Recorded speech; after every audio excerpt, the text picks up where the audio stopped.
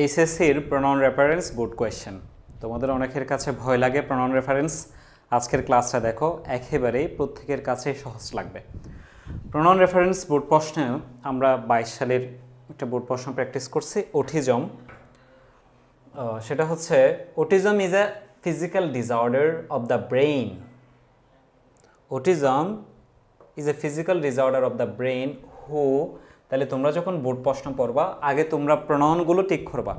Pronoun কয়টা আছে? 8 থেকে 10টা প্রনাউন পাবা, ভুল থাকবে যে 5টা, ওগুলো কারেক্ট করব। Who causes a life long developmental disability. তাহলে autism is a physical disorder, শারীরিক একটা সমস্যা, ব্রেনের একটা সমস্যা। Who causes life long development disability.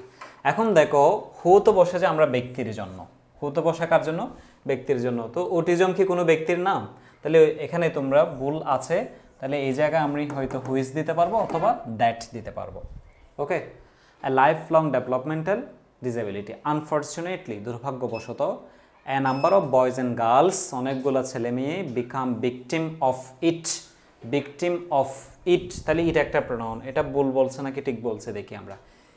কিসের ভিকটিম? ইটের। ইট দ্বারা এর আগে কে কি বোঝাচ্ছে দেখি আমরা। ডেভেলপমেন্টাল ডিসএবিলিটি, শারীরিক সমস্যা। এর আগে ব্রেইন আছে, ব্রেইন। তাহলে এর আগে প্রনাউন আমরা এখানে ইটটা আমরা ডেভেলপমেন্টাল ডিসএবিলিটির জন্য বসাইতে পারতেছি, ব্রেনের জন্য বসাইতে পারতেছি, অটিজমের জন্য বসাইতে পারতেছি। কিন্তু এখানে আসলে ইটটা কাকে বুঝাইছে? ডেভেলপমেন্টাল ডিসএবিলিটিকে, ব্রেইনকে, নাকি অটিজমকে? অটিজমকে, যার কারণে তোমাকে এখানে স্পেসিফিক করে দিতে হবে। কি করে দিতে হবে? স্পেসিফিক করে দিতে হবে, অটিজমটা বসাই দিতে হবে। ওকে, তোমরা পরীক্ষায় ইটটা তুলে দিয়ে অটিজম লিখবা, অটিজমের নিচে জাস্ট আন্ডারলাইন করবা। Okay, children with autism very widely in their activities. তাইলে চিলড্রেন যেহেতু প্লোরাল, দেখো তাহলে এখানে একটা প্রনাউন আছে চিলড্রেন, এখানে প্রনাউন একটা চিলড্রেন ভেরি ওয়াইডলি ইন দিয়ার। তাহলে চিলড্রেন যেহেতু প্লোরাল, তার জন্য দিয়ার দিয়েছে, এটা কারেক্ট প্রনাউন, এটাকে আমরা চেঞ্জ করছি না।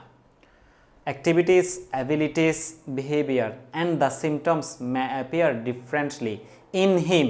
হিম বসে যায় একটা ছেলের জন্য, কিন্তু এখানে তো অনেকজন। তাহলে অনেকজনের জন্য আমরা কি দিই? দ্যাম দিই। কি দিই? যে দ্যাম। কি দিই বলো? দ্যাম। হিমটা আমরা একটা ছেলে অবজেক্টের ক্ষেত্রে বসাই। The sorrows and sufferings of the parents of those no bounds, কোনো সীমা নেই, of those pronoun আছে দেখো। তাইলে আমরা এখানে দিয়ারটা তো ঠিক রেখেছি, হিমের জায়গায় দ্যাম দিয়েছে যেহেতু অনেকগুলো ছেলে।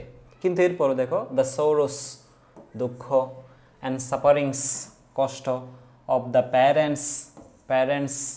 প্যারেন্টসটা plural, of those no bounds. আচ্ছা, কাদের সন্তান? কাদের সন্তান বলো তো? Children with autism. তাইলে প্রত্যেকটা বাপ মায়ের তো আর আসলে ওই কষ্টটা হয় না, কষ্ট হয় যে কাদের? Those children. কোন চিলড্রেন? যেই চিলড্রেনের অটিস্টিক আছে, তাই আমরা এটাকে করে দেব those autistic children. Those autistic children. Okay, তাহলে এই দোষটা তোমাকে দোষ অটিস্টিক চিলড্রেন করে দিতে হবে, এভাবে দিয়ে আন্ডারলাইন করে দিবা। ওকে, though the autistic children are different in activities from the normal children, they, তাহলে দেটা তো ঠিক আছে, যেহেতু চিলড্রেন প্লোরাল, চিলড্রেনের জন্য ওরা দে দিয়েছে। তাহলে এই প্রনাউনটা আমরা ভুল নাই, এজন্য এটাকে আর চেঞ্জ করবো না। রেদার উই হ্যাভ, তাহলে ইউ এটা আমরা চেঞ্জ করিনি। We have a great responsibility towards them. তাইলে কি বলছে দেখো, দ্য নর্মাল চিলড্রেন। এর আগে কিন্তু চিলড্রেন দুইটা, দো দ্য অটিস্টিক চিলড্রেন, একটা হচ্ছে অটিস্টিক চিলড্রেন আর একটা হলো নর্মাল চিলড্রেন। একটা অটিস্টিক চিলড্রেন আর একটা নর্মাল চিলড্রেন। তাহলে এখানে আসলে দ্যাম দ্বারা কাদেরকে বোঝাচ্ছে? কোন চিলড্রেনদেরকে? Rather we have a great responsibility towards them, this children. যে চিলড্রেনের অটিস্টিক হয়েছে, তাহলে এখানে দিস চিলড্রেনও দিতে পারবো অথবা দিস অটিস্টিক চিলড্রেন। ঠিক আছে, তাইলে আমরা প্রথমে দেখব যে ওখানে কী কী প্রনাউন আছে। 8-10টা প্রনাউন থাকবে, ওগুলো ঠিক করে দেখবো আগে। ওই 8-10টার মধ্যে 5টা ভুল থাকবে, ওগুলোকে সঠিকটা লিখে আন্ডারলাইন করব। প্রনাউন রেফারেন্স বোর্ড প্রশ্ন প্র্যাকটিস। এসএসসির 2022 সালের একটা প্রনাউন রেফারেন্স আমরা প্র্যাকটিস করছি। দেখো, সালাম অ্যান্ড সালমা আর সিবলিংস। সালাম সালমা এরা সিবলিংস মানে হলো ব্রাদার অ্যান্ড সিস্টার, ভাই বোন। তাইলে সালাম অ্যান্ড সালমা সিবলিংস প্লোরাল, এরা দুইজন, তাইলে দে কোনো প্রনাউন ভুল নেই, ঠিক আছে?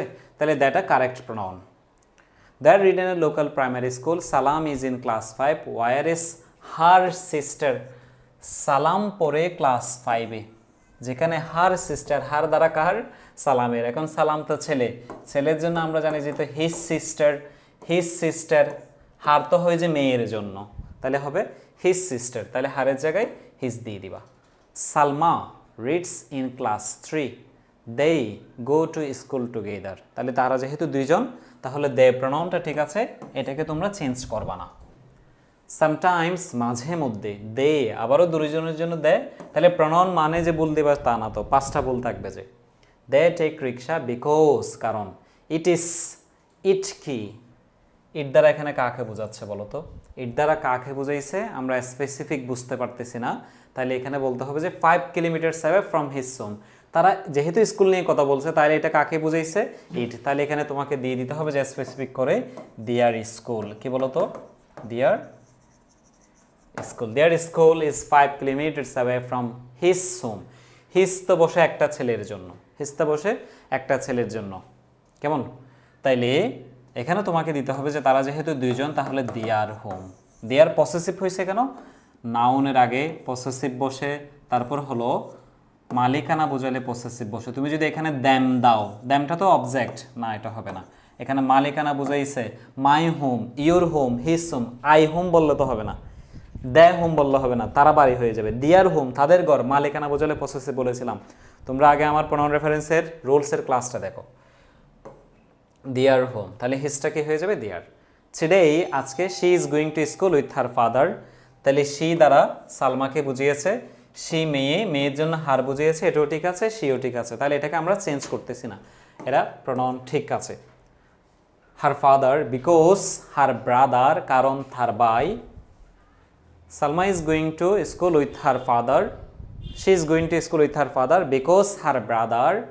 হার আছে তো, তাহলে সালমা মেয়ে, শির জন্য হার হয়েছে, শির জন্য হার হয়েছে, ঠিক আছে। আজকে সে তার বাবার সাথে স্কুলে যাচ্ছে, কারণ সালাম ইজ সিক, কারণ সালাম অসুস্থ। He is taking medicine and bed rest. তো তোমরা বলবা যে সালাম অসুস্থ বলে হি দিছে, তাহলে সঠিক হয়েছে না। এর আগে তো তার বাবাও আছে, এর আগে তো তার বাবাও আছে, সে তার বাবার সাথে স্কুলে যাচ্ছে আজকে, তাহলে এর আগে ছেলে হচ্ছে দুইজন, একজন তার বাবা, একজন হচ্ছে তার ভাই সালাম। তো এই কারণে তোমাকে এখানে হি এর জায়গায় স্পেসিফিক সালাম লিখে দিতে হবে। এই যে এই জায়গায় তোমরা জামালা করবা যে সালাম ছেলে হিসেবে হি আছে, মানে তোমার মনে হবে যে সেটা সঠিক আছে না। এর আগে তো সালামও আছে, তার বাবা ফাদারও আছে এখানে, তাহলে দুজনের জন্য তো হি হওয়ার যৌক্তিকতা রাখে। কিন্তু আসলে আমরা বোঝাচ্ছি তো সালাম অসুস্থ, তাই সালাম মেডিসিন নিচ্ছে, তাহলে স্পেসিফিক সালাম করে দিতে হবে তোমাকে। বুঝতে পেরেছ? তাহলে প্রনাউন রেফারেন্স নিয়ে তোমাদের কার যদি ঝামেলা থাকে, আমাদের রুলসগুলো দেখো। আমরা আমাদের পেড ব্যাচের শিক্ষার্থীদেরকে একেবারে বিগত যত বছরের এসএসসি বোর্ড প্রশ্ন আছে প্রনাউন রেফারেন্সের, এরপর মডেল কোয়েশনগুলো আছে, সবগুলো প্র্যাকটিস করে তোমরা যদি এসএসসিতে ভালো রেজাল্ট করতে চাও, প্লাস পেতে চাও, আমাদের পেড ব্যাচ সম্পর্কে তোমরা জানতে পারো, ভর্তি হতে পারো। আল্লাহ হাফেজ, সালামু আলাইকুম।